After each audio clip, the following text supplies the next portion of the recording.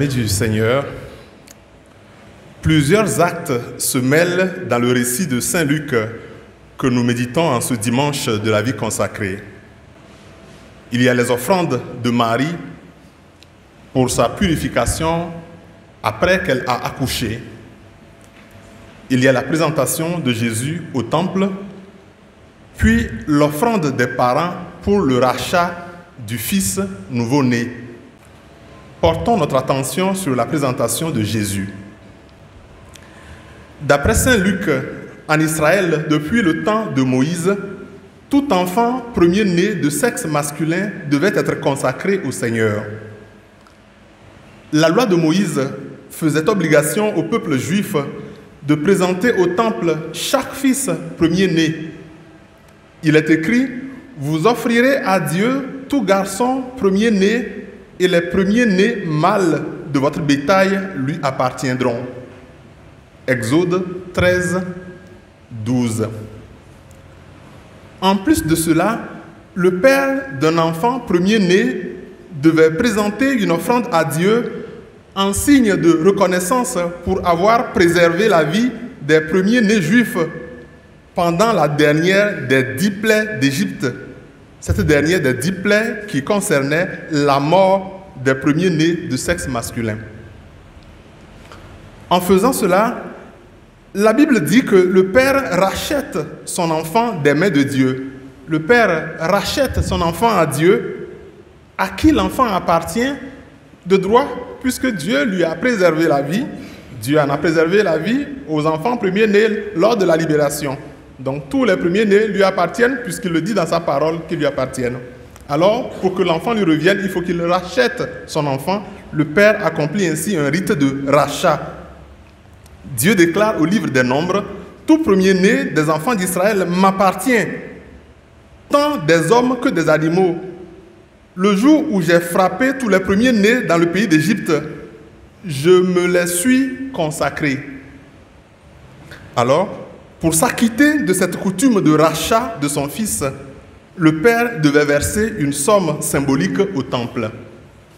Ce rite est accompli dans le rite de la purification de Marie et de la présentation de Jésus au temple. La deuxième lecture de ce dimanche nous explique pourquoi, fils de Dieu, Jésus devait s'acquitter de cette coutume. L'auteur de l'Épître aux Hébreux dit « Il lui fallait se rendre en tout semblable à ses frères pour devenir un grand prêtre miséricordieux et digne de foi. »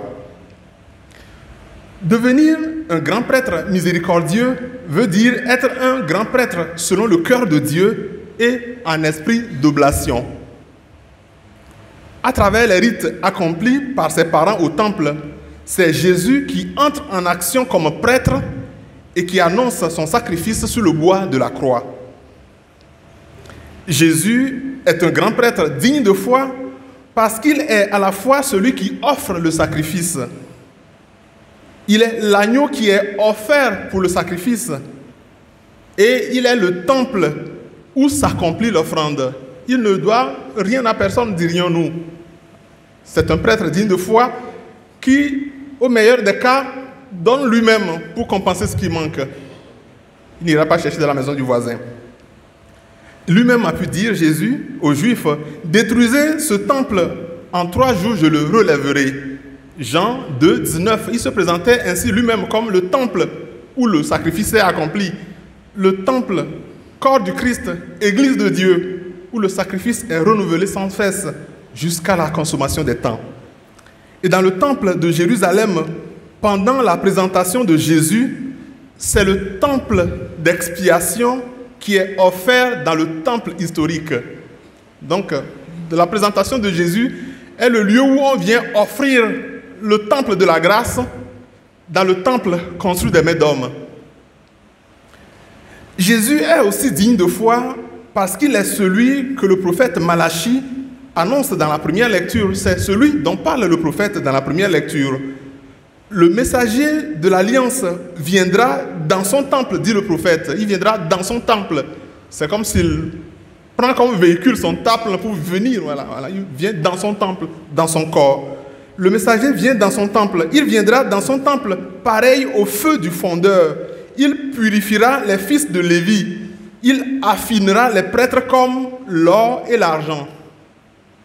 Ainsi pourront-ils, aux yeux du Seigneur, présenter l'offrande en toute justice. Le temple, le prêtre, vient purifier les prêtres pour en faire des prêtres selon le cœur de Dieu. Désormais, avec Jésus, on n'est plus prêtre de l'ancienne manière. Parce que ce messager-là a tous les droits. Et il est l'initiateur du sacerdoce de Melchisédek. Il est le fondateur du sacerdoce.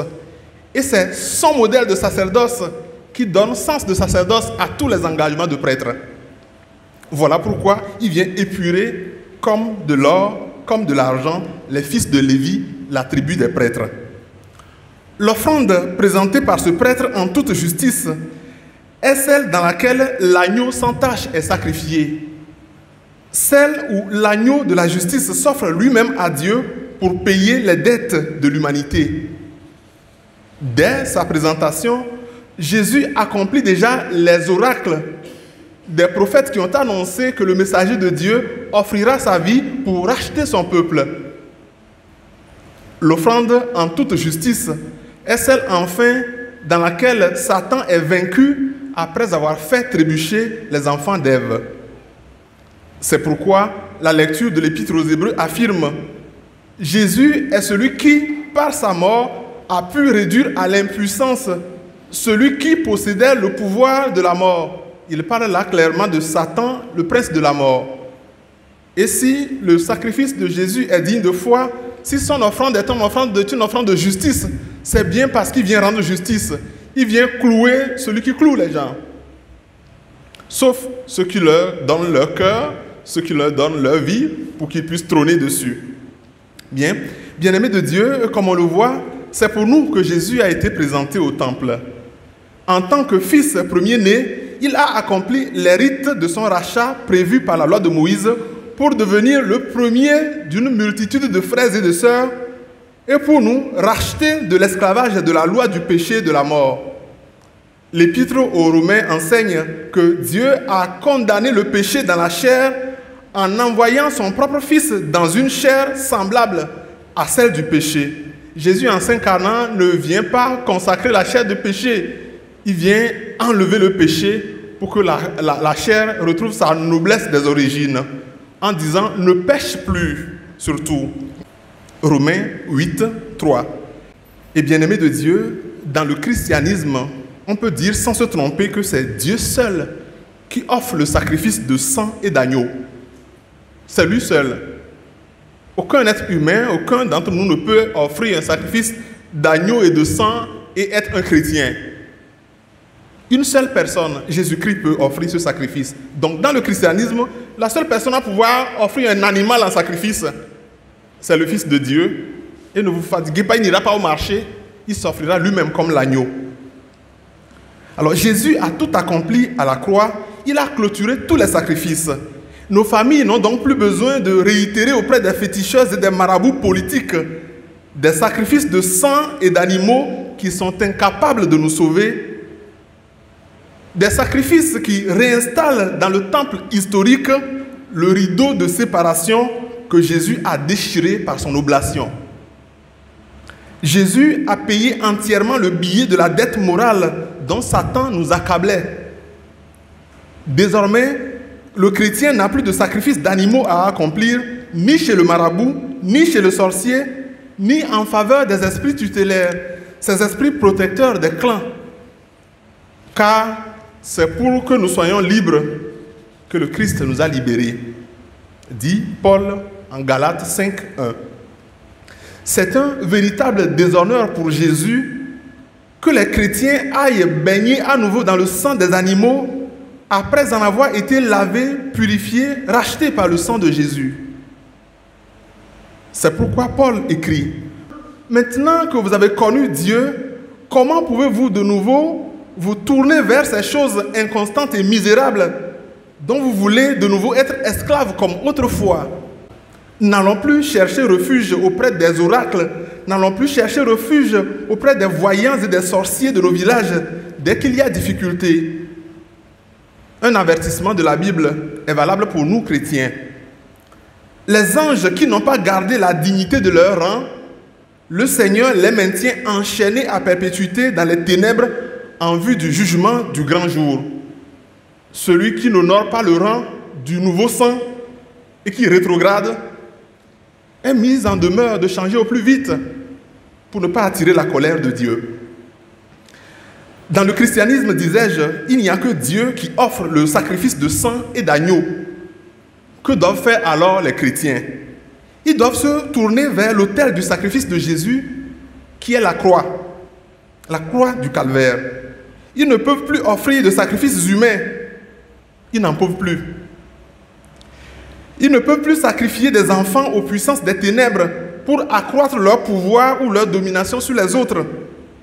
Ils ne peuvent plus le faire au risque d'appeler la vengeance du sang innocent et la colère de Dieu sur leur communauté. Il paraît que des épidémies reviennent, je ne sais pas ça. Que le Seigneur nous en garde. On n'arrive même plus à mettre de nom dessus. Nous allons en fabriquer que la science ne connaîtra même plus. Mais soyons cohérents. Il y a un temps pour la justice de Dieu. Pour emprunter les mots de saint Paul, ils ne peuvent plus se conduire comme les impies qui se laissent guider par le néant de leur intelligence remplie de ténèbres. Ceux-là, écrit l'apôtre, ceux-là sont étrangers à la vie de Dieu à cause de l'ignorance qui est en eux, à cause de l'endurcissement de leur cœur. Éphésiens 4, 17, 18. Quelles que soient les difficultés sociales, quelles que soient les difficultés économiques ou professionnelles que nous rencontrons, même pas un cheveu de notre tête ne doit retourner dans les mains de la puissance des ténèbres. Même pas notre ongle. Cette puissance des ténèbres qui n'a pas d'autre tactique, que de nous affliger de nombreux maux, de nous harceler dans notre sommeil, de déstabiliser nos familles comme on le voit aujourd'hui, de nous décourager et enfin de nous rendre aptes à profaner le sang de Jésus en croyant que c'est la solution. Ne descendons pas si bas. Appuyons-nous sur la puissance du sang de Jésus et non sur les sécurités humaines. Être chrétien, c'est être Christ, c'est être oint de la tête aux pieds, être rempli de l'Esprit de Jésus-Christ et être consacré totalement à Dieu. Devenus par le baptême concitoyens des saints, membres de la famille de Dieu, les chrétiens doivent offrir un sacrifice vivant digne de l'appel qu'ils ont reçu. Saint Paul nous le dit encore. Je vous invite à vous offrir vous-même un sacrifice vivant offert à Dieu afin de discerner quelle est la volonté de Dieu, ce qui est bon, parfait à ses yeux. Romains 12, 1. C'est à cette vocation à l'holocauste du cœur qui s'accomplit dans la vie consacrée que nous sommes appelés.